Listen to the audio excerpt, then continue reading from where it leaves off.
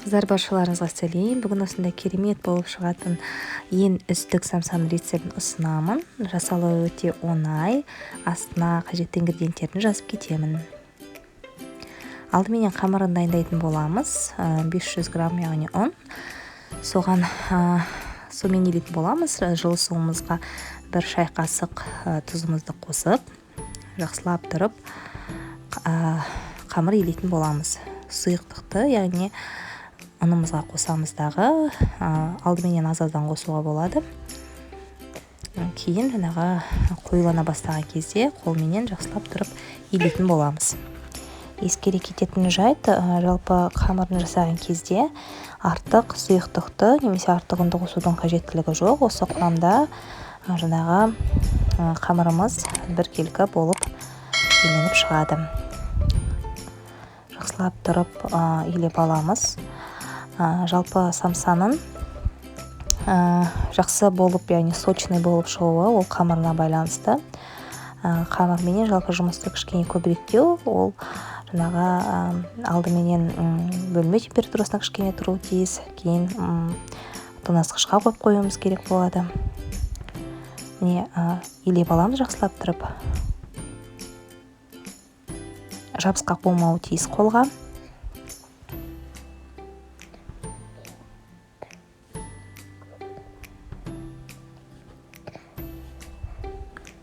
Енді азғантай мөлшерде үстіне сұйық май құямыз. Азғантай мөлшерде бір жарты шай қасық шығар. Сосын еленіңкіреп қоямыз да, бетін жауып кішкене 10-15 минутке қойып қоямыз. Кішкене қамырымыз демалсын. Міне енді 10-15 минут тұрды ол менде. Кейін осы қамырымызды жаймаға ысқан секілді етіп, жұп-жұқа қылдырып тұрып жаямыз. Яғни бешбармақтың жаймасы секілді жұп-жұқа етіп жаю керек болады. Күнделікті қалай яғни жаясыздар, солай етіп жаю керек болады.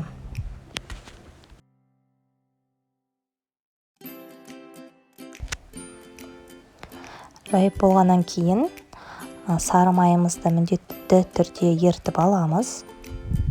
Ертіп алған сары майымызды осындай, яғни кисточкаменен түгелдей жайып шығасыздар. Яғни сары майымыз түгеліменен осы жаймамыздың бетіне толықтай жағылуы тиіс. Бірақ тым қатты шылқып кетпесін. Шеттеріне барлығына жақсылап тұрып жағып шығасыздар.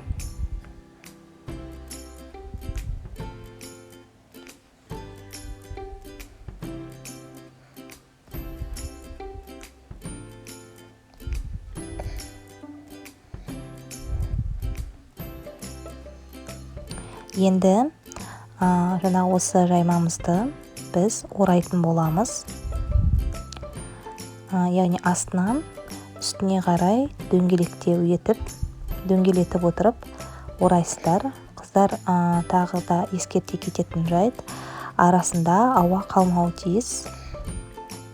Яғни воздух қалмауы тиіс. Соны да ескеру керек міндетті түрде. Жақсылап тұрып осылай ораймыз. Оралған осы нанымызды тоңазытқышта міндетті түрде 2-3 сағаттай қойып қоямыз. Мен енді бұл ұзын ғой, сол себепті осы қамырды 4-ке бөлдім. Кейін оны осындай тақтайшаға қойдым. Маған осылайынан тоңазытқышта ұстау ыңғайлы болады. Міне көрсеңіздер, осындай қатпарлы болып, слоеный болып шығады. Қатпарлы қамыр болып шықты. Осылайынан 4-ке бөліп, тақтайшаға қойсаңыздар, міндетті түрде үстін пищевая пленкаменен орауымыз керек. Пищевая пленкаңыз болмай жатса, жай кәдімгі полиэтиленді кішкентай мешочкқа орауға болады. Тоңазытқышқа міндетті түрде 2-3 сағатқа қойып қоямыз. Ол ең басты критерийлердің бірі. Енді салмасын дайындаймыз. Менде тартылған еттен жасайтын боламын. Пиязымызды аршып, жақсылап тұрып, төрт бұрышты етіп турап шығамыз. Жалпы тауық етінен де жасауға болады. Тіпті сиыр етін ұсақ етіп турап та жасауға болады.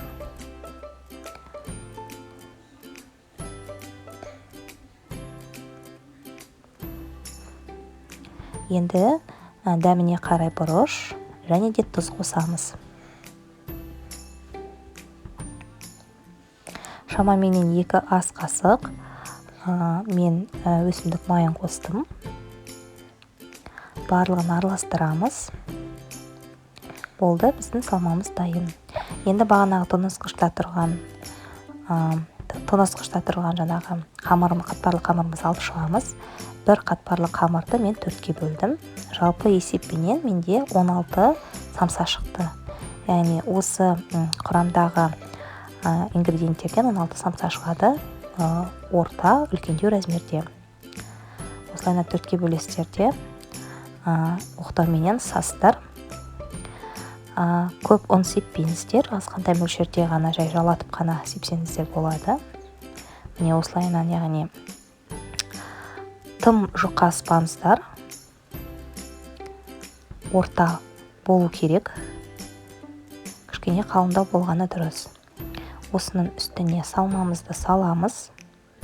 Салманы да енді өздеріңіз көз мөлшермен саласыздар. Мен жалпы міне толықтай бір ас қасық болып қалар менікі. Мен үшбұрыштап жаптым. Осылайна үшбұрышты етесіздер дағы, астыңғы жағын үшбұрышты етіп, толығымен ең бастысы қыздар міндетті түрде ортасын жақсылап тұрып бекітіңіздер, ортасы ашылып кетпесін. Мен міне ақырын яғни режимде осыны көрсетіп жатырмын, қалай жасау керек екенін. Сонда міне осындай әдемі болып шығады. Барлық самсаны осылай жасайсыздар. Бұл қамырменен жұмыс жасау өте ыңғайлы, себебі бұл тоңазытқышта тұрды. Қаттылау болады, өте қолға да жабыспайды, өте ыңғайлы. Сөйтіп барлық 16 яғни самсамызды осылайынан түйіп шығамыз. Еш қиындығы жоқ. Жасалуы өте оңай.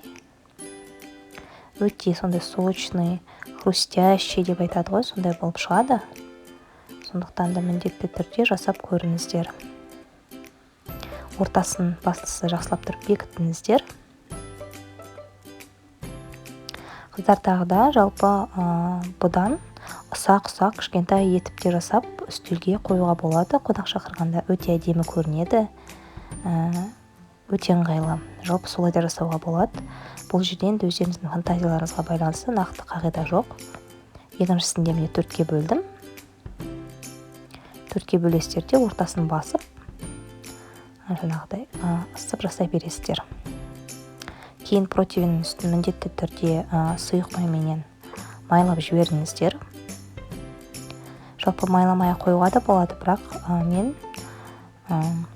майладым.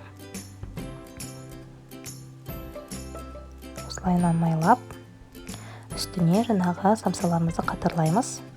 Қыздар барлық жаңағы самсаларды алғашқы көрсеткен позициядағыдай етіп қайталап шығасыздар. Мені противнима шамамен 11 шақты самса сыйды. Содан кейін жұмыртқаның сарысына азғантай ғана мөлшерде сүтті қосып, араластырып, кисточкаменен самсаның үстіне жағып шығамыз. Қалауларыңыз бойынша үстіне күнжіт себулеріңізге болады. Бірақ мен сеппедім. Егерде ұнаса, яғни ұнатсаңыздар, күнжіт себуге болады. Кейін қызып тұрған пешке, яғни 180 градус қызып тұрған пешке 40-45 минутке пісіріп аламыз. Яғни сырты золотисты болып пісуі тиіс. Міне мен газдан алған кездегі видеом осындай өте күшті болып шығады қыздар. Көтеріледі міндетті түрде. Дәмді болып шығады. Егер міне размеріне қарасаңыздар қыздар, менікі сәл үлкенірек болып шықты. Осындай болып шығады қыздар. Хрустящий, сочный болып шығады. Міндетті түрде жасап көріңіздер. Сіздермен болған мен Райхан. Астарыңыз дәмді болсын.